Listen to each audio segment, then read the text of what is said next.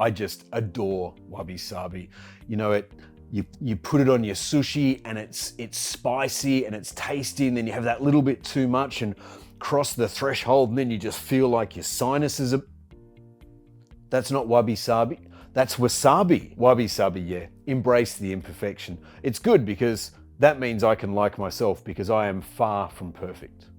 I was often told I was a perfectionist, and I didn't like it because it was a negative term the way I was being told about it. But I kind of always figured that I could do a better job if I kept working at something. So I kept working at things, and it got me results. Now, when I reflect back, I can see what people were saying, but I was just hardworking. I was working for myself. I did have a bit of a chip on my shoulder about things, so I really wanted to prove myself and achieve. There is a whole rabbit hole we can go down about proving ourselves, but you kind of get the point that I'm making. I definitely wanted to achieve. And my whole philosophy around it was, well, if I aim for perfection, I might just every now and then achieve excellence, but most of the time I'll be very good. Then as I got a bit older, I understood what people were saying, but I still maintained that I wasn't a perfectionist.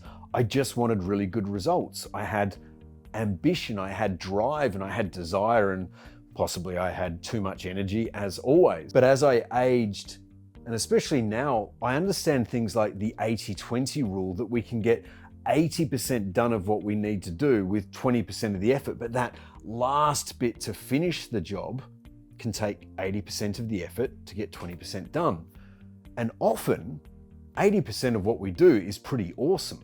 But I get what people are saying, because on one hand, we should finish jobs, and that's valued, but on the other hand is that commercial or that life commercial time reality that if it takes that much longer just to get that much done, at somewhere we draw the line and we need to move on. One of my earlier lessons in my career, when I was working as an applied scientist, and we were doing some work for an industrial plant, and our scientists didn't want to put the project in action because at that stage they were saying, well, we are only 95% certain that we've optimized it.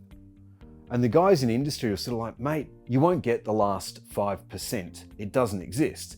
And then one of the super senior managers pulled me aside one day, and as part of a conversation explained, Mark, if you're telling me that this is 2 out of 3, or about 66% chance of going really well, that is enough for us. Because this year we're going to try 30 of these projects.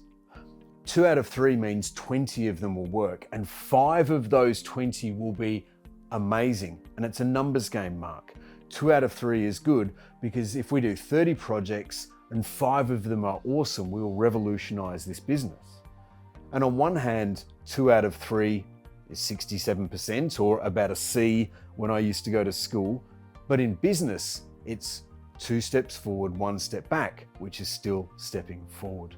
And that's Wabi Sabi in real life, I guess, is that perfection doesn't exist. As we get older, we get more and more imperfect, with wrinkles, gray hair, creaky joints. And maybe perfection is only what exists when we're holding, a brand new baby, because they're pure, they're gorgeous, that perfect skin, that amazing peace and tranquility in their face.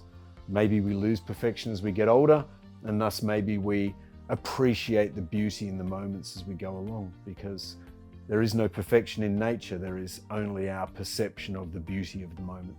The notion of Wabi Sabi gets more attractive as we get older and wiser, for sure.